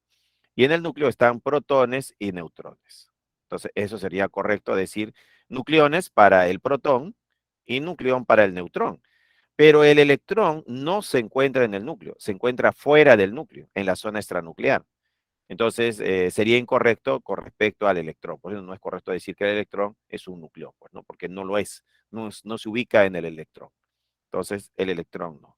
Entonces, los protones y neutrones se conocen también como nucleones, eso sí. Pero decir protones, neutrones y electrones se conocen también como nucleones, no, eso es falso. Con esto la respuesta sería la D de dado. Ya, la respuesta es la D.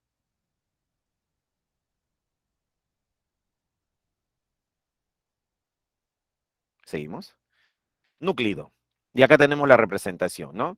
Es la representación simbólica del átomo, ¿no? O del núcleo de un átomo, o ion de un elemento. Se puede usar también para un ion. Entonces tenemos acá el Z, que es el número atómico, A, que es el número de masa. Entonces, el número de masa, símbolo A, es el total de protones y neutrones en el núcleo.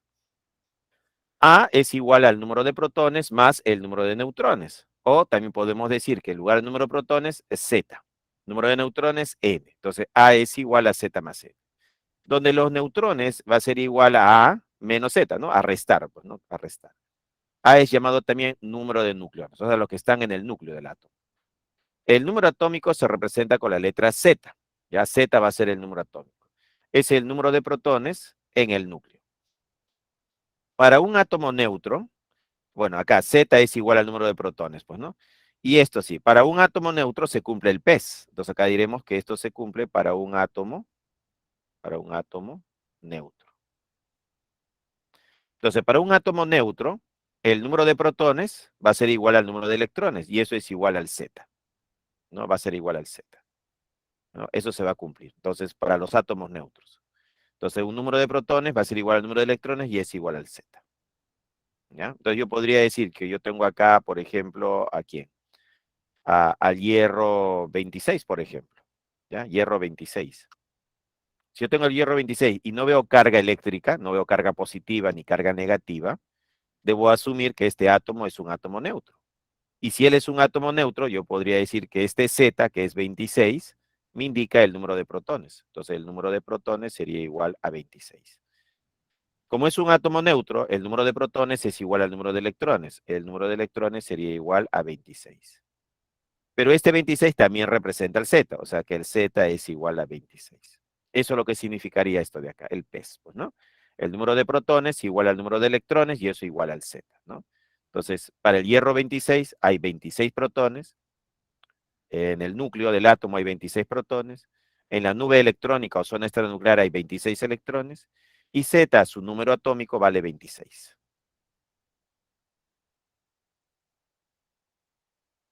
Seguimos. Isótopos. ¿Qué son los isótopos? Son átomos del mismo elemento, con igual Z, pero diferente A. Ejemplo, isótopos del hidrógeno. Tenemos al protio, al deuterio y al tritio. En el protio tenemos un protón y 0 neutrones, ¿no? Podemos restar acá, ¿no? Restando 1 menos 1, 0, 0 neutrones. En el deuterio, que tiene un protón y número de masa 2, ¿no? Su Z vale 1 y su número de masa vale 2, tiene un protón y restando 2 menos 1 me da 1, tiene un neutrón. Y el tritio tiene su Z vale 1 y su número de masa vale 3. Si resto 3 menos 1 me da 2, tiene 2 neutrones. Y en su núcleo tiene un protón. Y ahí tenemos los isótopos del elemento llamado hidrógeno, pues, ¿no? Tiene 3 isótopos.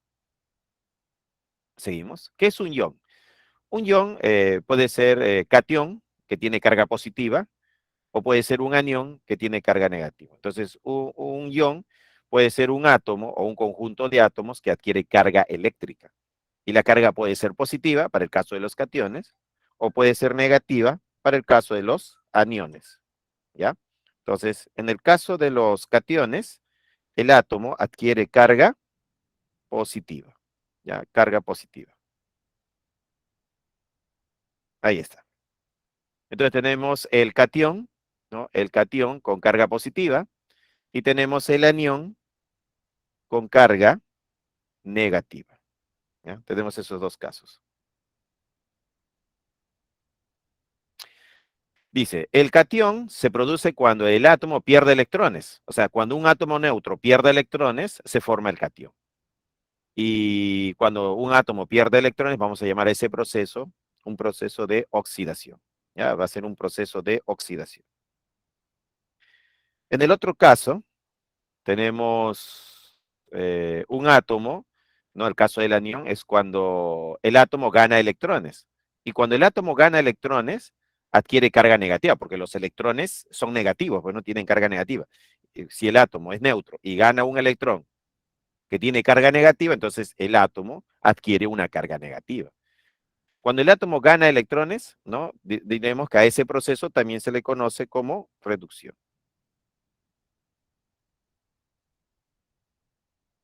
¿Ya? Entonces tenemos ese caso, ¿no? Tenemos ese caso. Adquiere carga neta positiva y adquiere una carga negativa, ¿no? ¿Qué es lo importante acá? Calcular los electrones. El número de electrones va a ser Z, que es el número atómico, menos la carga. Entonces, cuando veo una carga positiva, voy a restar. Y cuando veo una carga negativa, voy a sumar. Esa es la regla práctica, ¿no? Para calcular el número de electrones. Entonces, acá voy a colocar algunos ejemplos, ¿no? Para este caso de carga positiva podemos poner el caso del calcio, ¿no? 20 con carga más 2. Entonces, ¿qué podemos decir acá? Que el número de electrones, ¿a qué sería igual? A 20 menos 2. Entonces, el número de electrones sería igual a 18. Y así determino el número de electrones para este catión, pues, ¿no? Para el caso de un anión, podríamos poner al azufre 16 con carga menos 2, que tiene carga negativa. Entonces, para calcular el número de electrones sería igual a 16, le sumamos 2, ¿no? Cuando veo carga negativa, se suma. Entonces, el número de electrones sería igual, 16 más 2 sería 18. Y así determinamos así determinamos el número de electrones, ¿no? Para el caso de un catión y para el caso de un anión.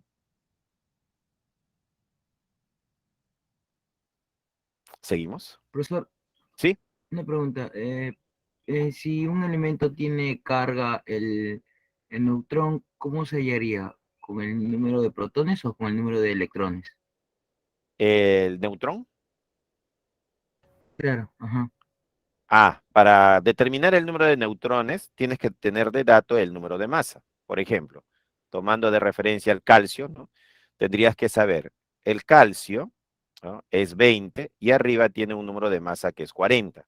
El calcio es 20-40. Entonces, por teoría se sabe que el número de masa es igual a Z más N.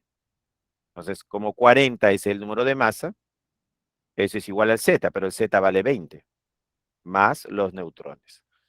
Este 20 pasa al otro lado y sería 40 menos 20, sería igual al número de neutrones. 40 menos 20 me da 20. Tiene 20 neutrones. Profesor, pero si el elemento es anión o catión, ¿igual se calcula con el Z o tengo que calcular con el número de electrones? Ya sé por dónde va tu duda. Cuando un átomo se convierte en un ion, lo que se está perdiendo o ganando son electrones que están en la nube electrónica, eso en la zona extranuclear. El núcleo se mantiene constante. Los protones y los neutrones no cambian, son iguales, tanto para el átomo neutro como para el ion. ¿Se entendió la idea? Sí, profesor, aunque cambie el protón y el neutrón es lo mismo. Acá, mira, para el caso de este ion, vamos a ponerle acá que su número de masa es 40. ¿Qué es lo que ha pasado acá? Lo único que ha perdido son 2 electrones en la zona extranuclear. Pero en su núcleo, vamos a ver qué pasó en su núcleo. El número de masa sería igual a Z más N. Entonces su número de masa sigue siendo 40 porque el núcleo no ha cambiado. En el núcleo siguen habiendo 20 protones, porque los protones no se han ganado ni perdido, entonces siguen habiendo 20. Entonces los neutrones, ¿cuántos serán? 20 pasa a restar y sería 40 menos 20, igual a los neutrones. 20 sería igual al número de neutrones. ¿Se entendió? Sí, profesor, muchas gracias. Muy bien, ¿ya? Parece que esa era la duda. Claro, cuando se forman los iones, son los electrones que están en la nube electrónica o zona extranuclear los que se van a ganar o los que se van a perder, ¿no? Va a haber ganancia electrónica o pérdida de electrones en la nube electrónica. Pero el núcleo no está pasando nada en el núcleo. O sea, en el núcleo los protones y los neutrones se mantienen constantes, ¿no? Se mantiene constante, ¿ya? Eso es lo que va a pasar. Muy bien, seguimos entonces. Profesor, ¿Sí? disculpe. Respecto a las propiedades de los isótopos del hidrógeno, ¿en qué se diferencian principalmente? El hidrógeno, acá.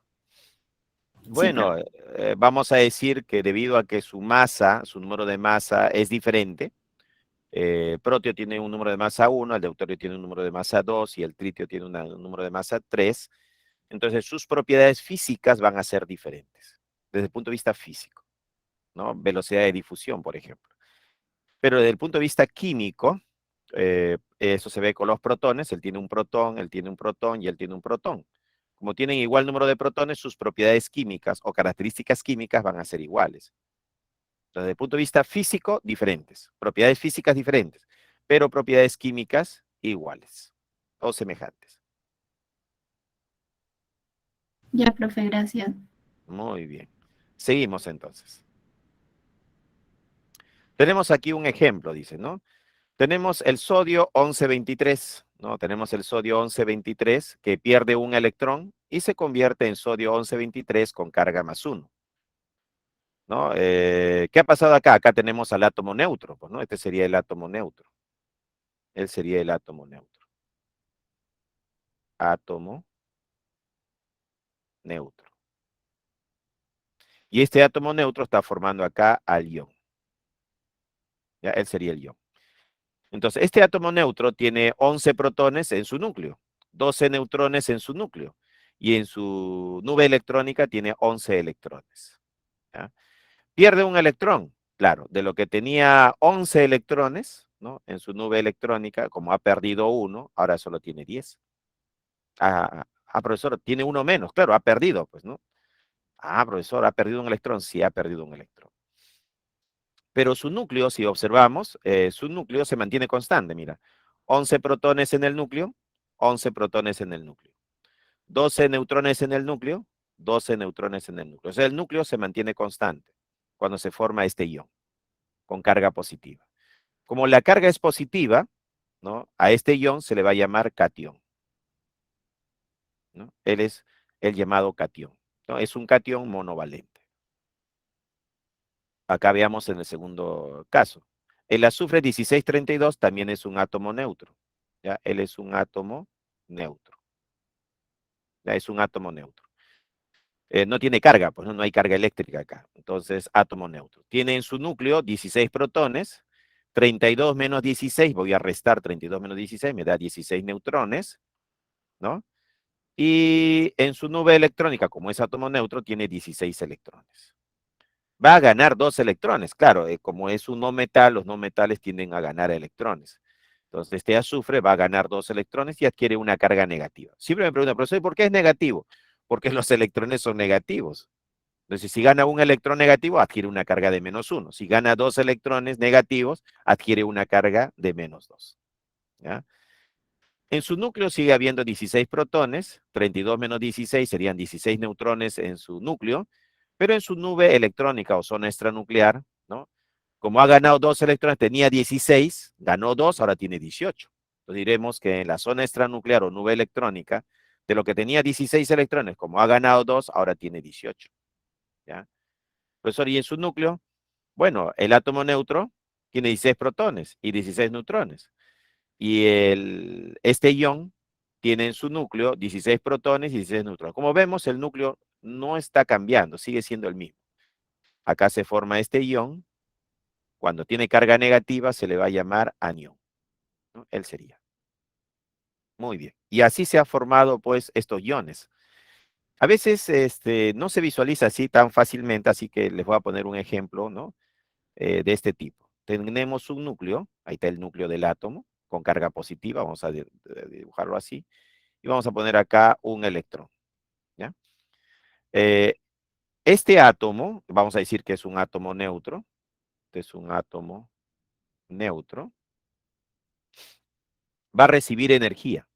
Por acá viene la energía, forma de radiación, viene la energía, y es el electrón el que absorbe esa energía, ¿ya? El electrón.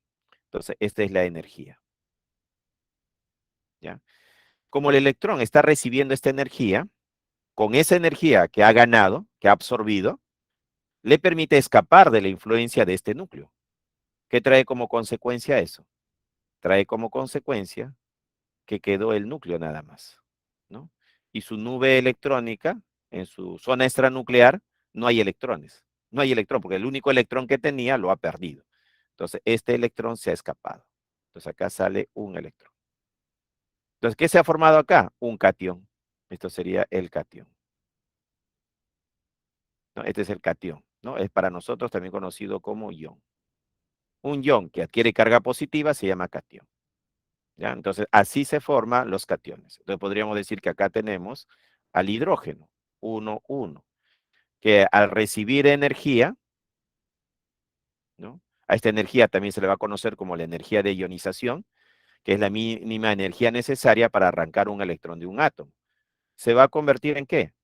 En un catión, con carga positiva. Más un electrón que se pierde, ¿no? Este electrón se pierde. Listo, y así se ha formado el catión, ¿no? Es el átomo neutro que recibe energía, llamada energía de ionización. Ese electrón se escapa, porque ya tiene la energía suficiente para escaparse, para irse, y el electrón está acá, se está perdiendo, ¿no? Y el átomo ha perdido el único electrón que tenía. Como ya no tiene electrones en su nube electrónica, el núcleo que tiene carga positiva es el que le da la carga a todo el átomo. Por eso este átomo adquiere carga positiva y se le va a llamar catión. ¿Se entendió?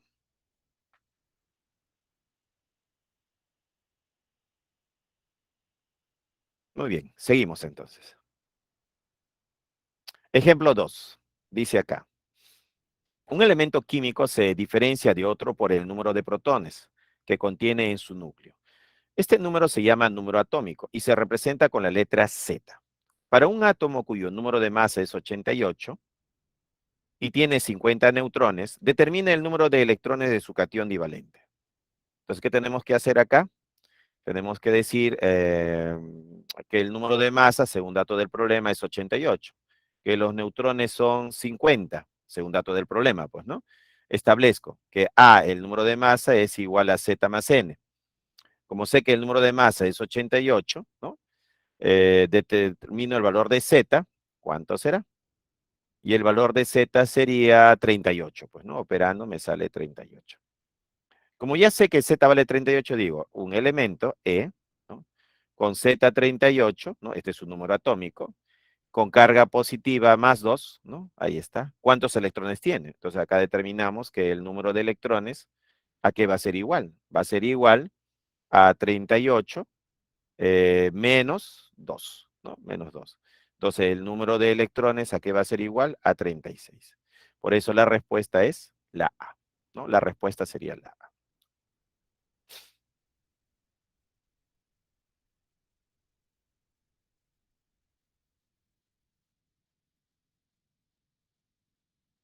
Seguimos. Masa atómica relativa. ¿Cómo se calcula la masa atómica relativa? La masa atómica relativa se calcula como la masa isotópica multiplicado por su porcentaje de abundancia, dividido entre 100. Entonces acá tenemos dos isótopos. En este caso es del cloro, ¿no? Isótopos del cloro. Determina la masa atómica del cloro si se sabe que la masa isotópica de uno de los isótopos del cloro es 34,969 y la otra masa isotópica es 36,996. Porcentaje de abundancia. Del primer isótopo está el 75,77% y del segundo isótopo su porcentaje de abundancia está el 24,23%. Listo. Entonces, ¿qué se hace? Se multiplica la masa de este isótopo, 34,969, es la masa isotópica. Lo vamos a multiplicar por su porcentaje de abundancia, que es 75,77. A eso le sumamos la masa isotópica del segundo isótopo, que es 36,996, por el porcentaje de abundancia del segundo isótopo. Multiplicas y sumas y divides entre 100. Y eso te da la masa atómica relativa, ¿no? Y así se calcula, ¿no? De los problemas te tienen que dar de dato la masa isotópica y el porcentaje de abundancia. En el caso en que no te den la masa isotópica, puedes usar el número de masa, ¿ya? Puedes usar, en ese caso, si en caso no te den de dato la masa isotópica, puedes usar el número de masa como dato, ¿ya? Muy bien, seguimos. Modelos atómicos. Tenemos diferentes modelos atómicos. Tenemos el modelo de Dalton, de Thomson, de Rutherford, Doctor, de Bohr, de Schrödinger. ¿Sí? en la diapositiva anterior, ajá, en la masa atómica relativa, en los problemas, la masa isotópica se puede, ¿cómo se dice? Ah, se me olvidó. A redondear. Bueno, si te dan el dato de la masa isotópica, trabajas con el dato que te den. Si te dan con 3 decimales, trabajas con 3 decimales. Si te dan con 2 decimales, trabajas con 2 decimales. Si te dan con un decimal, trabajas con un decimal. Depende de cómo venga el dato. Listo, profesor. Seguimos entonces. Modelos atómicos. En los modelos atómicos tenemos el modelo de Dalton, de Thomson, de Rutherford, de Bohr y de Schrödinger o Rodinger. Dalton estudiaba la solubilidad de los gases en los líquidos. Entonces, para poder estudiar a los gases en los líquidos, en la época de Dalton todavía se pensaba en que la materia estaba formada por 4 elementos: aire, tierra, fuego y agua. Entonces, Dalton no podía explicar la solubilidad de los gases en los líquidos con estos 4 elementos, pues, ¿no? Entonces, él rescata las ideas de los filósofos griegos, ¿no? Que hablaban que la materia se podía dividir y llegaba un momento en que la materia ya no se podía dividir más. A esta materia que no se puede dividir más lo llamaron átomos, así lo llamaron los griegos. Y Dalton rescata estas ideas, ¿no? Él dice que la materia está formada por átomos. ¿Y qué cosa es un átomo para Dalton? Son partículas, esferas, macizas y compactas, ¿no? Esa va a ser la idea que tiene Dalton del átomo. Posteriormente, mira, casi 100 años después, Thomson interpreta correctamente el fenómeno rayos catódicos y descubre que los rayos catódicos no es otra cosa que electrones, ¿no? Prueba en diferentes materiales como cobre, zinc, níquel, hierro, y de todos esos metales salen los rayos catódicos. Y él dice, no, los rayos catódicos debe ser una partícula que está en diferentes tipos de materia, como el cobre, ¿no? La plata, el oro, el zinc, ¿no? El aluminio. Entonces dice, no, los rayos catódicos deben estar en los átomos, ¿no? Y como el único átomo que se conocía era el de Dalton, él dice, no, el átomo debe ser una esfera de carga positiva con incrustaciones de electrones, ¿no? Y ese va a ser su modelo. También conocido como el modelo del pastel de pasas o el budín de ciruelas, ¿no? Budín de ciruelas, pastel de pasas, ¿no? O también para nosotros sería como el panetón, pues, ¿no? El panetón tiene masa y tiene pasas. La masa sería la carga positiva y las pasas serían las cargas negativas, pues, ¿no? Thomson asume que la carga positiva está dispersa, ¿no? Está en toda la esfera, ¿no? Disperso. Rutherford, con el experimento del pan de oro, establece que el átomo no es como lo dice Thomson.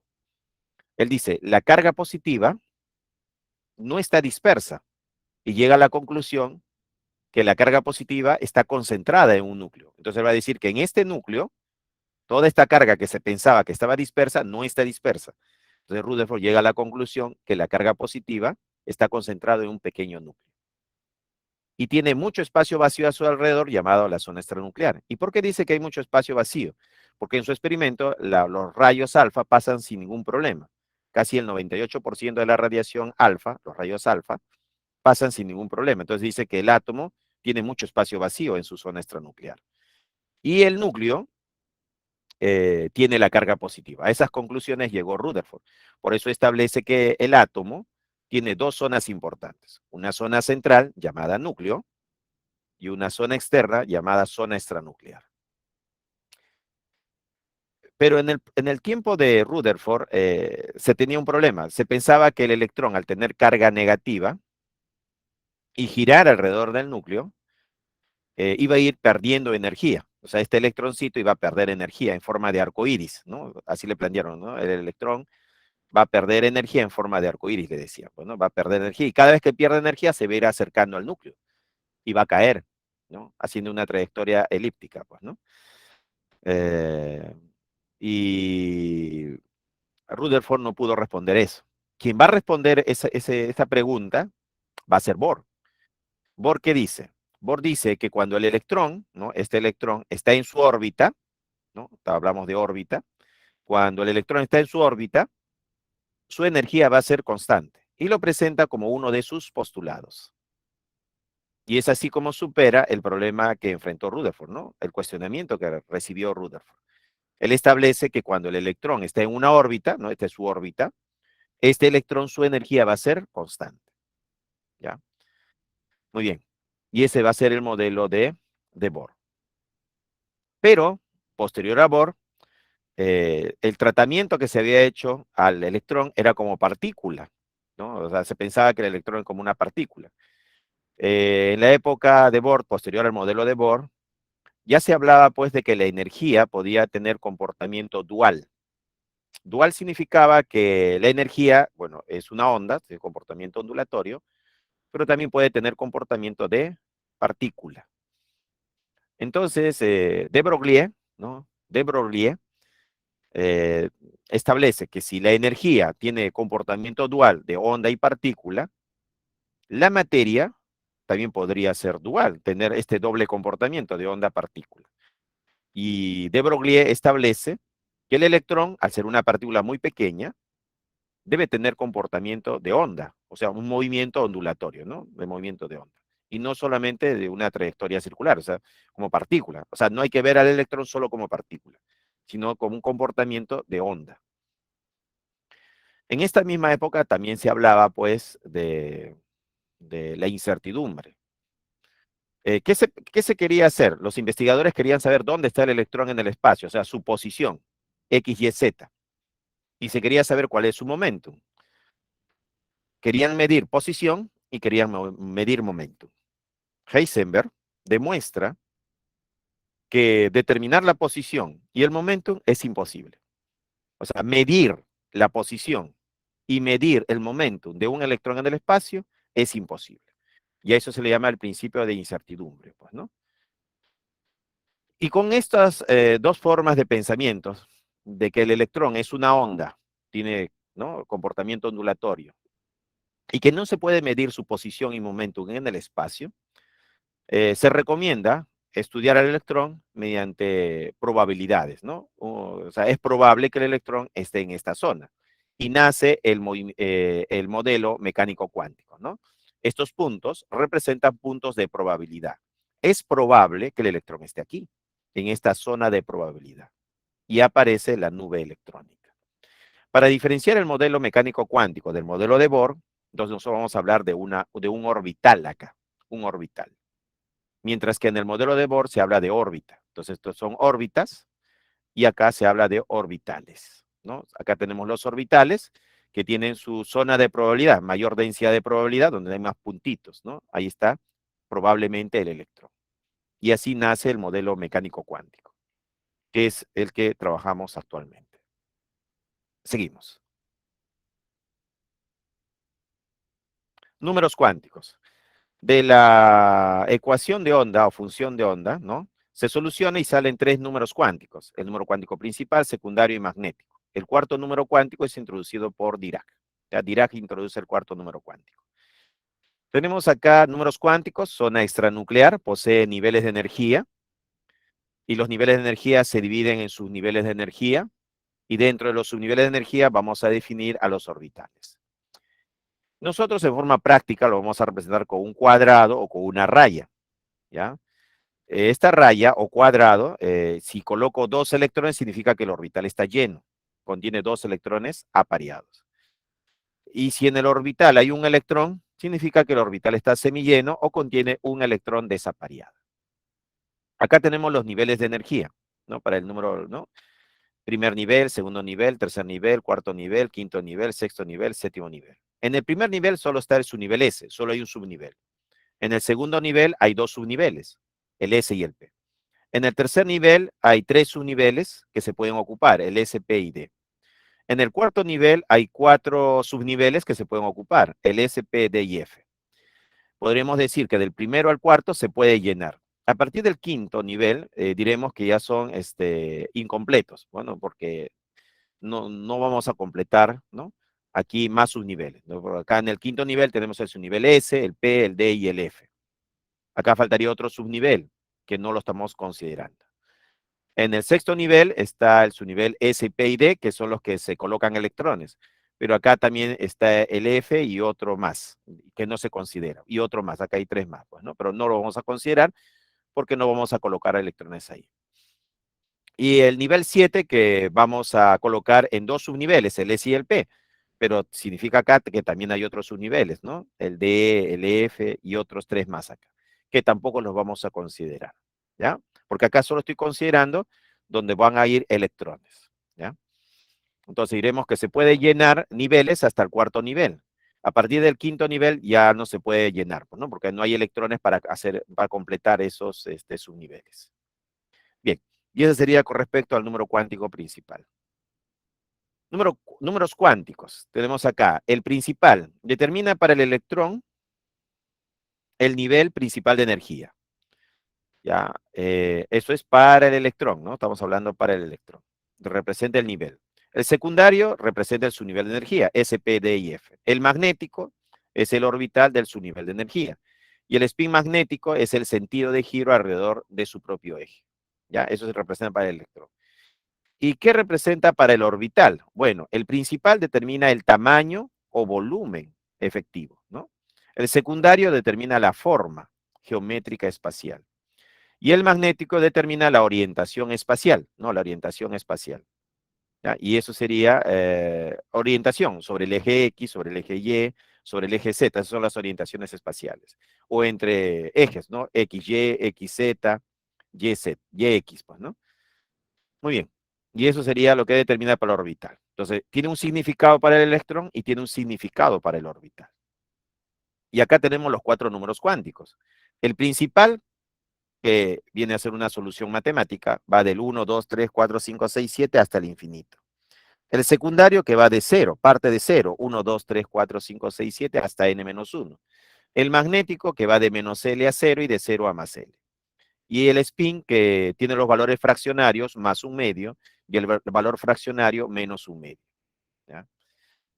Ahora, el principal siempre va a ser mayor que el secundario y el secundario va a ser mayor o igual que el magnético. Y ahí tendremos los tres, ¿no? Los 3 primeros números cuánticos. Número cuántico principal. Determina el nivel energético principal para el electrón y se relaciona con el tamaño del orbital, ¿no? El tamaño. Tenemos nivel 1, 2, 3, 4, 5, 6, 7 hasta el infinito. El nivel 1 también se le conoce como nivel K o capa K.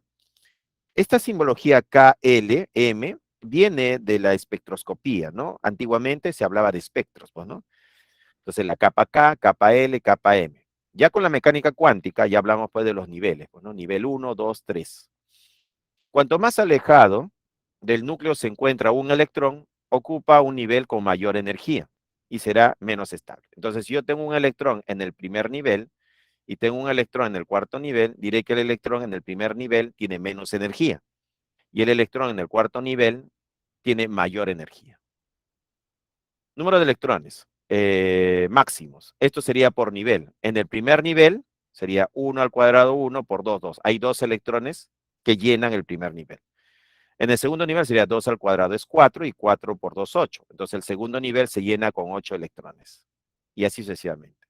Número de orbitales en nivel sería n al cuadrado, pues, ¿no? Tenemos el número cuántico secundario.